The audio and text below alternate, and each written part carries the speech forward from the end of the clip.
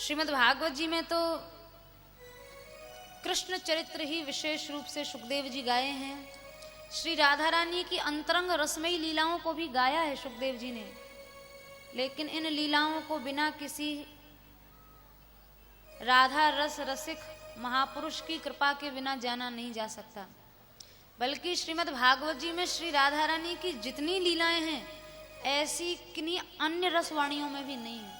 इतनी लीलाएं श्री राधा रानी की भागवत जी में हैं, लेकिन सभी लीलाओं को व्यास जी ने कहा ना पद में, श्री शुक प्रकट कियो नहीं याते जानी सार को सार परम धन राधा नाम आधार। प्रकट रूप से नहीं गाया क्योंकि बड़ी सार वस्तु है, बड़ी अमूल्य वस्तु है। अनधिकारियों के हाथ में पड़ गई तो अपराध होने लग जाएगा। इसलिए बहुत सावधानी से और बहुत सम्मान के साथ जहां तहां सुखदेव जी महाराज ने बड़े गूढ़ रूप से श्री राधा रानी की लीलाओं को गाया है।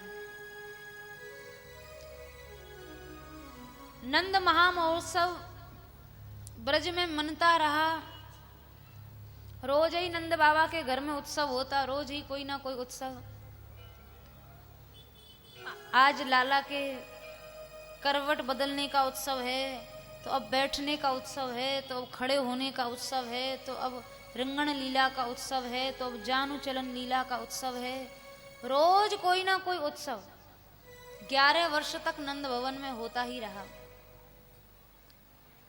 गोपाल जी जब 6 दिन के हुए हैं,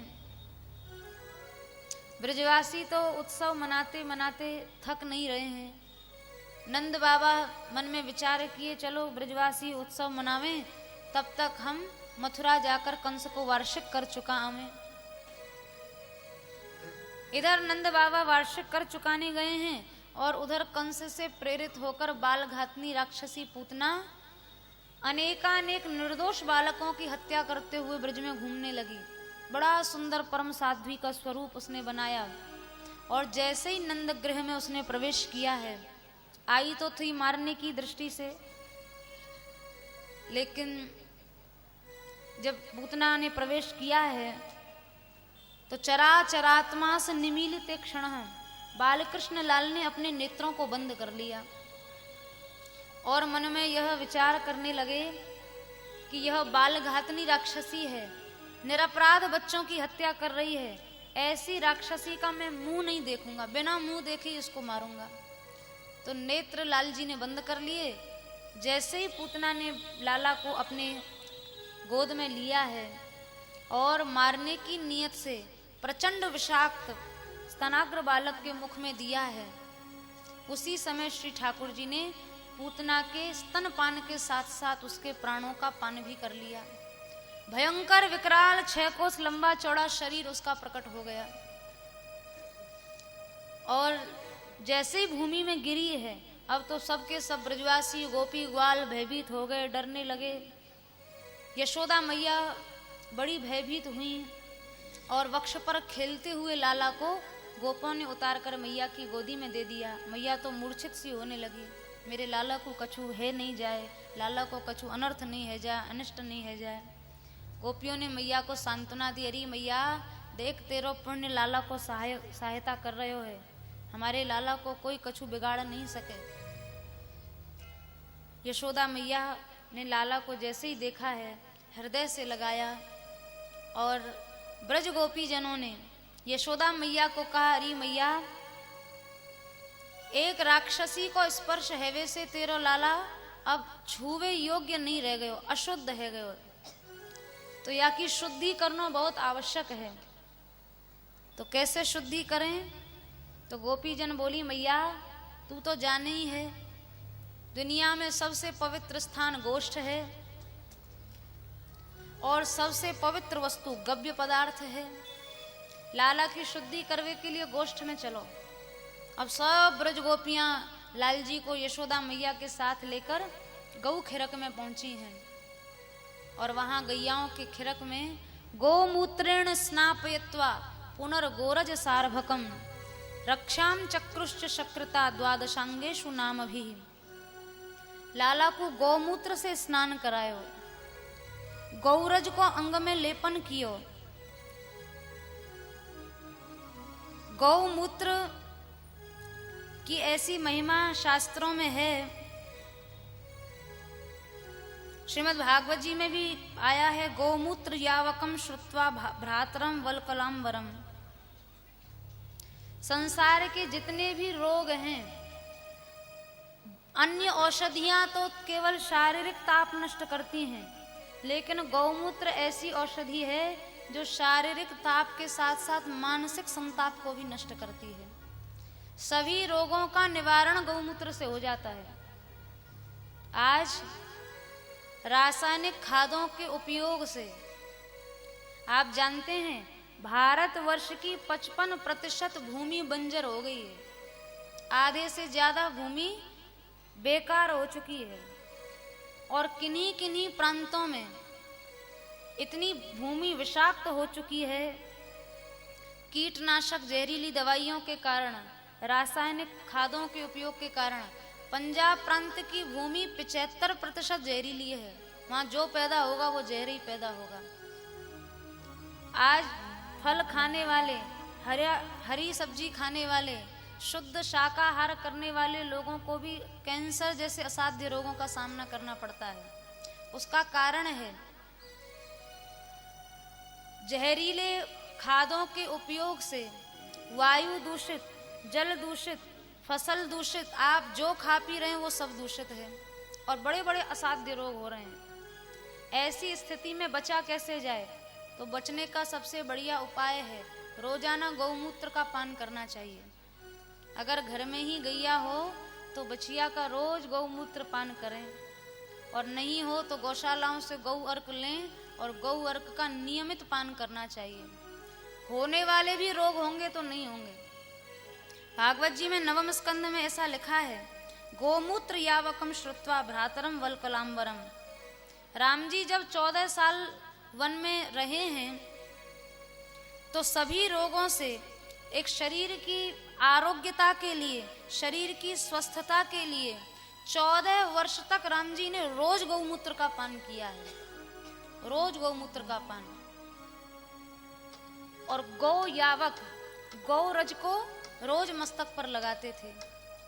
और ब्रह्म वैवर्त पुराण में लिखा है, गोश पदाक्त मृदा योहि तिलकम कुरुते नरः तीर्थ स्नातो भवेत सद्यो जयस्तस्य पदे पदे। अगर कोई मनुष्य, अगर कोई व्यक्ति रोज गौरज का तिलक माथे पर करे, रोज गैया की चरण रज को माथे पर लगाए, लगानी चाहिए। तीर्थ स्नातो भवेत सद्यो, रज को मस्तक पर लगाने मात्र से उसी समय उसे सभी तीर्थों के स्नान का, दुनिया के सब तीर्थों के सेवन का लाभ मिल जाता है। और जयस्तस्य पदे पदे, पग पग पर उसकी विजय होती है। गौरज को मस्तक पर धारण करने वाले को कभी हार का सामना नहीं करना पड़ता, उसका कभी पराभव नहीं होता है। इतने असुर ब्रज में जब आए हैं तो गोपाल जी ने, एक जीव गोस्वामी जी का ग्रंथ है गोपाल चंपू, उसमें स्वयं कहा है, अरे मैया तू जाने पूतना कछु कर नहीं पाई, बकासुर, शकटासुर, अघासुर, तृणावर्त, कोई असुर हमारो कछु कर नहीं पायो। तू जाने ये या में कौन को प्रभाव है? मैया बोली, नान लाला तू ही बता।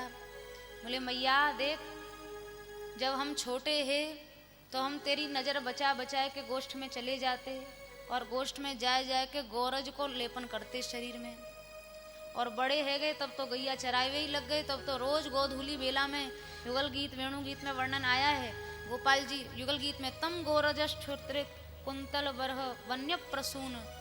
गोपाल जी गैया चरा के आ रहे हैं, सारी घुंघराली काली काली अलकावलियां, सुंदर काले घुंघराले केश गोधूली से भरे हुए हैं, नेत्रों की पलक भी गोधूली से भरी हुई है, भौहें भी गोधूली से भरी हुई हैं, मस्तक पर गोरोचन का तिलक है, शिख से नख पर्यंत श्री ठाकुर जी रोज गौरज में स्नान करते। तो जयस तस्य पदे पदे, ये शास्त्र के वाक्य झूठे नहीं हैं। जो गौरज को मस्तक पर धारण कर ले उस व्यक्ति की कभी पराजय होती नहीं है। कहीं चला जाए, किसी क्षेत्र में चला जाए, उसका कभी पराभव नहीं होता है। तीर्थ स्नातो भवेत सद्य, और बिना कहीं आए जाए उसको घर बैठे रोज तीर्थ सेवन का लाभ मिलता है। क्योंकि गैया सर्वदेवमयी है, गौ माता सर्व तीर्थमयी है।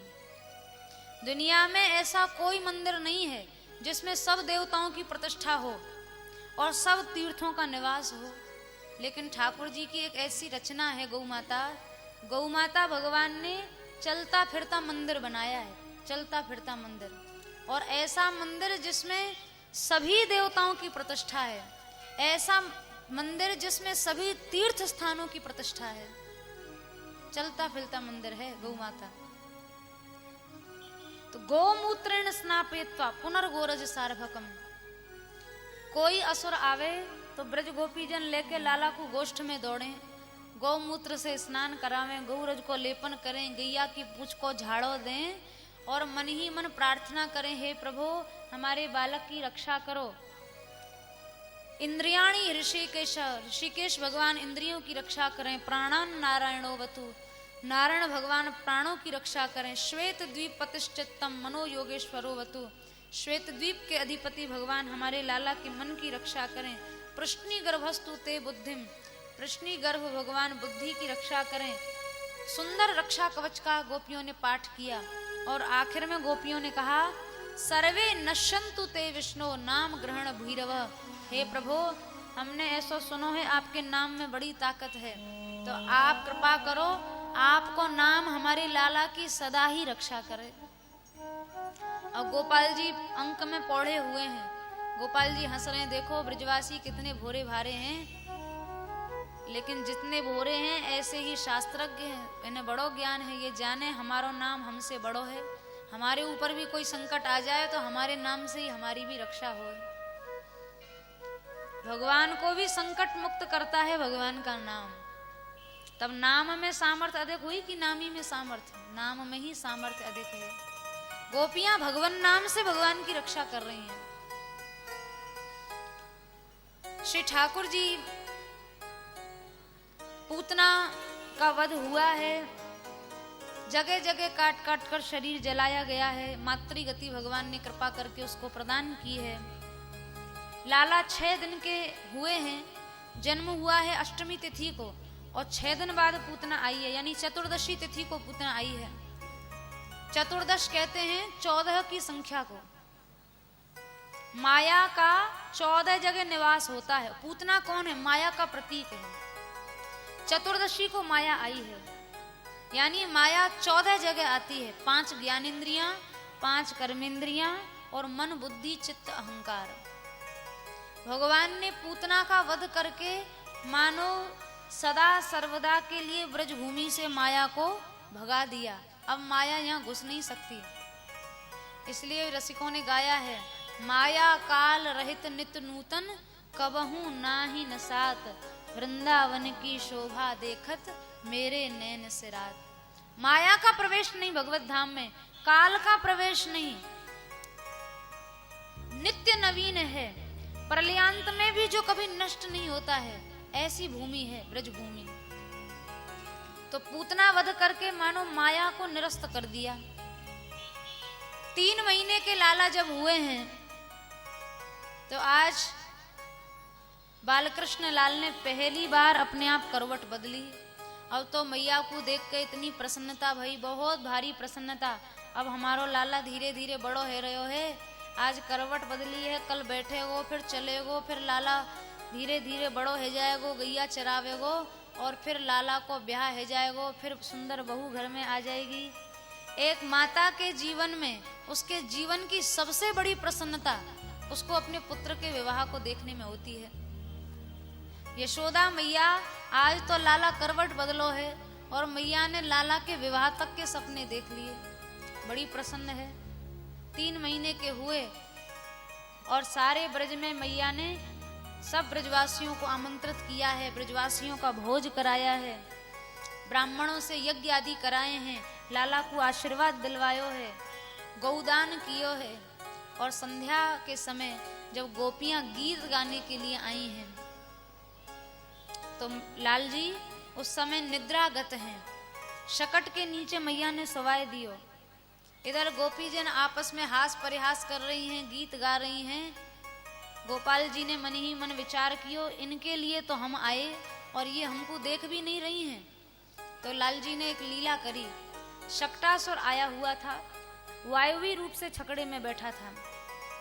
बाल लीला करते करते अपने छोटे छोटे चरणों को ऐसी जोर का श्री ठाकुर जी ने उछाला कि उस श्री ठाकुर जी के चरण प्रहार से सारा शकट भंजन हो गया और वायवी रूप से आया हुआ वह असुर भी समाप्त हो गया। बर्तन भाड़े टूट फूट गए, सब पहिया वैया निकल गए। मैया घबराई, गोपियां दौड़ी तो देखो तो लाला किलकारी भर रहे है और बालकृष्ण लाल मनी मन सोच रहे हैं, अरे गोपियों पहले ही आ जाती हैं तो इतना बड़ो काम क्यों करना पड़ता। हमारो जन्म हमारो अवतरण तुम्हारे लिए भयो और तुम देखो नहीं, बात नहीं करो। गोपियों ने उठा के लाला को हृदय से लगा लिया। 1 वर्ष के लाल जी हुए हैं, तृणावर्त दैत्य का संहार किए हैं। वसुदेव जी महाराज एक एक दिन गिन रहे हैं। आज लाला 1 महीना को, अब 2 महीना, अब 6 महीना, अरे 1 साल को है गो, अभी तक नामकरण की कोई खबर नहीं आई। वसुदेव जी को चिंता हो गई, कहीं ऐसा नहीं हो नंद बाबा पुत्र के जन्म की खुशी में हमारे छोरा को बेनाम छोड़ दें। तो नंद बाबा ने गर्गाचार्य जी, वसुदेव जी ने गर्गाचार्य जी महाराज को भेजा है और गर्गाचार्य जी महाराज जब पधारे हैं, नंद बाबा ने बड़ो सत्कार कियो है, अपनी इच्छा व्यक्त की। हे आचार्यवर, आप हमारे यहाँ पधारे हैं तो हमारी इच्छा है, हमारे दोनों बालक नामकरण के योग्य हो गए हैं, अभी तक नामकरण नहीं भयो, आप दोनों बालकन को नामकरण संस्कार करें। पहले तो गर्गाचार्य जी टालते रहे, मना करते रहे, अरे बाबा आप नहीं जानो कंस बड़ो दुष्ट है और अगर आपके बालकन को नामकरण हमने कियो तो वह वाकु संदेह है जाएगा कि कहीं ये बालक यदुवंशियों के तो नहीं है, क्योंकि ब्रजवासियों के पुरोहित शांडिल्य मुनि हैं और यदुवंशियों के पुरोहित गर्गाचार्य जी हैं। नंद बाबा बोले, आचार्यवर आप वाकी चिंता मत करो, हम नामकरण संस्कार बड़े गोपनीय रूप से करावेंगे, कोई ब्रजवासी को निमंत्रण नहीं देंगे, कोई भोज भंडारों नहीं, कछु नहीं, बस गुप चुप लाला को नाम रख जाओ। तो गर्गाचार्य जी महाराज ने परम पवित्र स्थान गैयाओं के खिरक में दोनों माताओं को पुत्र सहित बुलवाया और यशोदा मैया रोहिणी मैया ने दोनों बालकों का नामकरण कराया है। दाऊ जी महाराज बड़े भैया हैं, गर्गाचार्य जी ने सबसे पहले दाऊ जी का नामकरण किया। अयम ही रोहिणी पुत्रो रमयन सुहृदो गुणे। अरे रोहिणी मैया, ये जो 13 बालक है या के गुण बहुत होंगे, लोग या से बहुत प्रसन्न रहेंगे, इसलिए या को नाम राम होगो। पर बलाधिक्याद बलम विदु, बल बहुत होगो तो लोग या को बलराम भी कहेंगे। रोहिणी मैया बलराम नाम सुन के बड़ी प्रसन्न भई। अब यशोदा मैया ने कही, महाराज हमारे भी बालक को कछु नाम रखो। तो श्री गर्गाचार्य जी महाराज ने बहुनी संति नामानी, अरे मैया तेरे लाला को कौन सा नाम रखूं वो कुछ समझ में नहीं आ रही। तेरे लाला के तो बहुत से नाम होंगे, पर इदानीम कृष्णताम गतः, इस समय इसने सांवले रंग से जन्म लिया है, इसलिए कृष्ण नाम होगा। अब कृष्ण नाम सुन के मैया बड़ी प्रसन्न। ब्रज में नाम संकीर्तन शुरू हो गया। अब तो दिन भर गोपी जन कृष्ण बलराम, राम श्याम। यशोदा मैया बोली, रोहिणी जी नाम तो बहुत सुंदर रखो है, पर इतना टेढ़ो है कि जल्दी से जीवते मुड़े नाए। हम तो कृष्ण बलराम नाए कहेंगे, हम तो कलुआ बलुआ कहेंगे अपने लालन को। और नागरीदास जी का पद है बड़ा सुंदर, ब्रज सम देखो न कोऊ गांव, जहां जाए परमेश्वर हुके बिगड़े सुरधुरे नाम। यहाँ भगवान के नाम भी बिगड़ जाए ब्रज भूमि में, कोई कृष्ण चंद्र नहीं कहे, कोई भगवान नहीं कहे, मैया को जैसो अच्छो लगे वाई नाम ते लाला को पुकारे। तभी तो गर्गाचार्य जी कह दिए, बहुनी संति नामानी, इसके नामों की कोई गिनती नहीं, बहुत नाम होंगे, जिसको जो रुचिकर लगेगा, इसकी लीला के अनुसार, इसके गुण के अनुसार, इसके स्वरूप के अनुसार, वह अपनी रुचि के अनुसार इसको उसी नाम से पुकारेगा। अब ब्रज में नाम संकीर्तन आरंभ हुआ। दोनों बालक थोड़े थोड़े जब बड़े हुए, रिंगण लीला किए, घुटनों के बल चलना सीखे। तो यशोदा मैया और रोहिणी मैया ने दोनों के पाँव में छोटे छोटे नूपुर बांध दिए। अब नूपुर की मधुर ध्वनि करते हुए कभी कोई गली में, कभी कोई मोहल्ला में, कभी गोष्ठ में, खिरक में, कहाँ कहाँ घूमते रहते हैं। घोष प्रघोष रुचिरम ब्रज करदमेशु, ब्रज की कीचड़ में घूम रहे हैं और कीचड़ में लोटपोट हो रहे हैं। और ब्रज में कीचड़ कैसी कीचड़ है। वहीं नंद भवन के आगे ही सुंदर सुंदर पद्मगंधा गायों के, नंद बाबा के गोष्ठ में 1 लाख गैया पद्मगंधा थी। पद्मगंधा जाति की गैया थी। पद्मगंधा जाति की गायों का लक्षण होता, उन गायों को कमल खिलाया जाता, कमल के पुष्प खाती हैं। फिर उनके दूध में से भी कमल की सुगंध, गौमूत्र में से भी कमल की सुगंध, गोबर में से भी कमल की सुगंध। और वही पद्मगंधा जाति के वत्सों का जो गोमय है, भवन के बाहर ही प्रांगण में ब्रज रज के साथ, गौमूत्र के साथ जब मिल जाता है तो वही ब्रज की कीचड़ बन जाती है। और उस कीचड़ में से भीनी भीनी कमल की सुगंध आती रहती है। श्याम सुंदर दाऊ भैया के साथ जाते हैं और जाकर उस कीचड़ में लोटपोट हो जाते हैं। कई बार तो मैया मना करे, बरजे गरजे, तो दोनों लाला नजर बचा के जावें और एक दूसरे को गोबर की मालिश करें। दाऊ भैया आप हमारे लगाओ, हम आपके लगावें, और दोनों गोबर गणेश बन के बैठ जाएं। फिर मैया आवे, अरे लाला वही नवायो, और फिर तू वही गोबर गणेश बन के बैठ के फिर ले जाएगी मैया। ऐसा गोपाल चंपू में लिखा है। नंदोत्सव में गोपियों ने इतने वस्त्र लाला को दिए, इतने वस्त्र कि लाल जी 11 साल तक ब्रज में रहे तो एक वस्त्र को एक बार पहन लियो, दोबारा वहाँ को नंबर नहीं आया। मैया दिन में 10 बार लाला को नहवा रही है तो 10 बार नए नए वस्त्र, नई नई झिंगुली, नई नई टोपी, सुंदर वस्त्र धारण करा रही है। ब्रज करदमेशु, ब्रज की कीचड़ में लोटपोट हो रहे हैं। और ये कीचड़ इतनी प्रिय है। ब्रज में एक स्थान है रमण रेती, जहां की रेत में, जहां की रज में ठाकुर जी ने रमण किया, नाम ही रमण रेती है। गर्ग संगीता में वहां का लीला महात्म्य मिलता है कि एक बार श्री ठाकुर जी रमण रेती में ग्वाल, छोटे छोटे ग्वाल बालों के साथ, अभी अच्छी तरह चलना फिरना सीखे नहीं है, 2-4 कदम चलते हैं फिर गिर पड़ते हैं, फिर चलते हैं फिर गिर पड़ते हैं, ऐसे रमण रेती की रज में लोटपोट हो रहे थे। तो एक बार रमण रेती में दुर्वासा ऋषि पहुंच गए। दुर्वासा ऋषि बैठे अपना ध्यान लगाने लगे तो उन्होंने बालकृष्ण लाल को ग्वाल बालों के साथ खेलते हुए देख लिया। तो दुर्वासा ऋषि मन ही मन विचार करने लगे, श्रीमन मदन गोपालम लुठंतम बालकैः सह परस्परम परियुध्यंतम बाल केलिम मनोहरम। गोपाल जी ग्वाल बालों के साथ वहां बैठ के, कभी खड़े होके, हाथ से हाथ मिला के कुश्ती क्रीड़ा कर रहे थे। धूल धूसरित सारा अंग है, सारे शरीर पर धूल लगी हुई है। धूल धूसर सर्वांगम वक्र केशम दिगंबरम, नग्न है, कोई वस्त्र नहीं पहन रखा। छोटे छोटे घुंघराली अलकावलियों में गौधूली ब्रजरज भरी हुई है। सा ईश्वरोयम भगवान कथम बाले लुठन भुवि।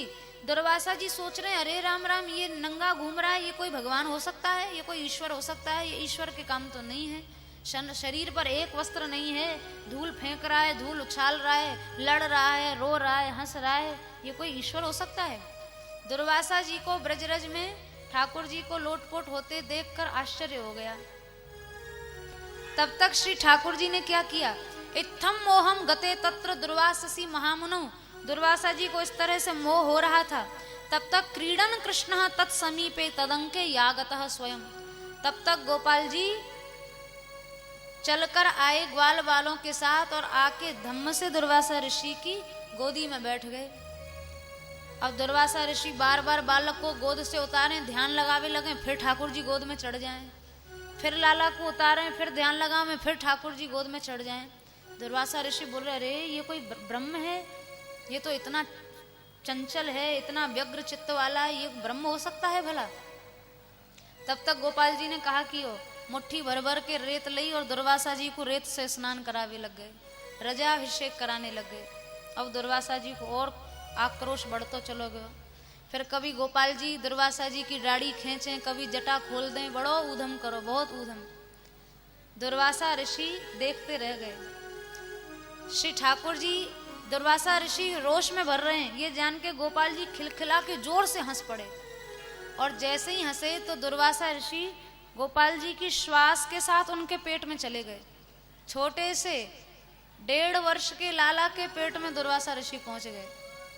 और वहां पेट में पहुंचे तो अनंतानंत ब्रह्मांडों को देखा। एक ब्रह्मांड में, एक लोक में प्रवेश किया। वहां देखा एक बहुत विशाल अजगर दौड़ा चला आ रहा है। दुर्वासा ऋषि भागने लगे। अजगर ने दुर्वासा ऋषि को निगल लिया। फिर अजगर के पेट में अनेक ब्रह्मांड देखे। फिर एक ब्रह्मांड में दुर्वासा ऋषि प्रवेश किए। वहां एक श्वेत पर्वत पर दुर्वासा ऋषि ने 100 करोड़ वर्ष तक तप किया, 1 अरब वर्ष तक तप। और तप करने के बाद जब उठे तो देखा अचानक से प्रलय हो गई है। चारों ओर से प्रलय का पानी बहता आ रहा है। दुर्वासा ऋषि भाग रहे हैं। फिर प्रलय के जल को पार करते हुए, अनंत ब्रह्मांडों को पार करते हुए, विरजा नदी को पार करते हुए नित्य गोलोक में दुर्वासा ऋषि पहुंच गए। और वहां गोलोक में एक निकुंज में श्री राधा श्याम सुंदर युगल सरकार को देखा। दुर्वासा ऋषि के आश्चर्य का ठिकाना नहीं रहा। श्री ठाकुर जी वहां हंसे दुर्वासा ऋषि की स्थिति देखकर। और जैसे ही हंसे तो दुर्वासा ऋषि फिर वहां ठाकुर जी के पेट में पहुंच गए। अब श्री ठाकुर जी ने अपनी प्रश्वास के साथ फिर दुर्वासा जी को बाहर निकाल दिया। जैसे ही बाहर निकाला तो वहां दुर्वासा ऋषि क्या देखते हैं, ना प्रलय का जल है, ना कोई ब्रह्मांड है। आराम से अपना वहीं रमण रेती में बैठे हैं और वही नंगा बालक सामने खेल रहा है। तब दुर्वासा जी को विश्वास हो गया, भाई ब्रह्म कोई और नहीं है, यही ब्रह्म है, यही भगवान है। फिर वहां दुर्वासा ऋषि ने बड़ा सुंदर नंद नंदन स्तोत्र का पाठ किया है। और वहां रमण रेती में इस स्तोत्र के पाठ की बड़ी महिमा है। बहुत सुंदर स्तोत्र दुर्वासा ऋषि ने गाया है। बालम नवीन शतपत्र विशाल नेत्रम बिंबाधरम सजल मेघ रुचिम मनोज्ञम। एक सुंदर बालक है, सुंदर सुंदर कमल के समान उसके नेत्र हैं, नए नए बिंब के फल के जैसे लाल लाल उसके अधरोष्ठ हैं, सजल नील मेघ के समान उसका श्याम वर्ण है, बड़ा सुंदर है। ग्वाल बालों के साथ खेल रहा है, गौरज से शरीर धूसरित है। भाई यही ईश्वर है, यही भगवान है। ऐसा कह के दुर्वासा ऋषि साष्टांग रमण रेती की रज में गिर गए और श्री ठाकुर जी को बारंबार प्रणाम करने लगे। तो वही सुखदेव जी कह रहे हैं, घोष प्रघोष रुचिरम ब्रज करदमेशु। छोटे छोटे नूपुरों की ध्वनि करते करते श्याम सुंदर दाऊ भैया दोनों के दोनों ब्रज की कीचड़ में घूम रहे हैं। अब सब ब्रज गोपियां काम धाम में तो मन लगे नहीं, सब काम धाम छोड़ के और बस लाला को ही देखें, लाला को ही दर्शन करें। कालांतर में जब बालक थोड़े से बड़े हुए, अच्छी तरह चलनो फिरनो सीख गए, तो बालक जब चलनो फिरनो सीख जाए फिर घर में वाको पांव नहीं टिके। अब अच्छी तरह चलना फिरना सीख गए। मैया मना करे, अरे लाला ज्यादा मत बाहर जायो कर, तू जाने ना है, इन ब्रज की गोपीन की नजर बहुत बुरी है, तो को नजर लग जाएगी तो फिर सब धरो रह जाएगा। गोपीजन लाला से प्रार्थना करती, मैया लाला से कहती है, अरे मत निकसे गोकुल चंदा, लग जाएगी नजर नंद नंदा। अरे मत निकसे गोकुल चंदा, लग जाएगी नजर नंद नंदा। बाहर है मदमाती गुजरिया, अखियां बनी कटारी सी, काजर रेख नुकीली पैनी, मारे चोट दुधारी सी, ऐसी मार बुरी है इनकी, तू भूले गो सब धंधा, हो लाला भूले गो सब धंधा, लग जाएगी नजर नंद नंदा। अरे मत निकसे